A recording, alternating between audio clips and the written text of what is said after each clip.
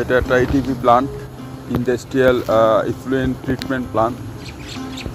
Basically এটা use করা হয় ইন্ডাস্ট্রিয়াল ওয়েস্ট ওয়াটারকে ট্রিটমেন্ট করে এনভায়রনমেন্টে রিলিজ করার আগে ট্রিটমেন্ট করতে হয়, যাতে পরিবেশের কোনো অসুবিধা না হয়। তো এই ইটিপি সম্পর্কে যদি কারো কোনো প্রশ্ন থাকে বা নতুন কেউ থাকেন বা এটা নিয়ে কেউ কাজ করতেছেন, যদি কারো কোনো প্রশ্ন থাকে কমেন্টে জানাতে পারেন।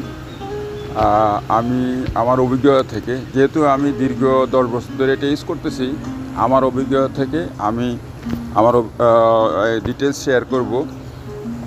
তো এক কথায় বলতেছি, এটা it's a facility designed for treat wastewater from industrial multi-source before release back to the environment. So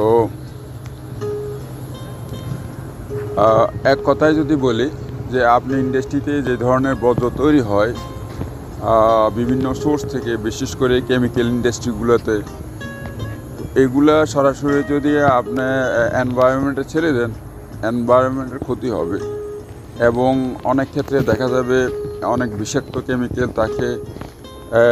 তো সেটার কারণে দেখা যাচ্ছে গাছপালা বা এর সাথে related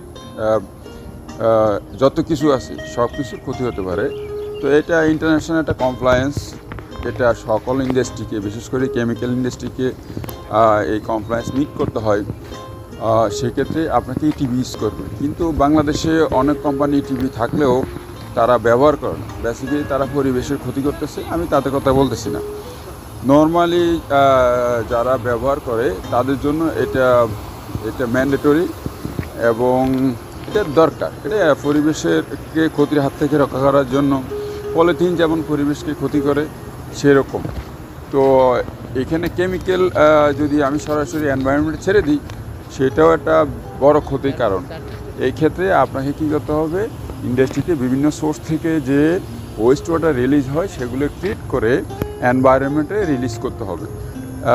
that is the function of this machine.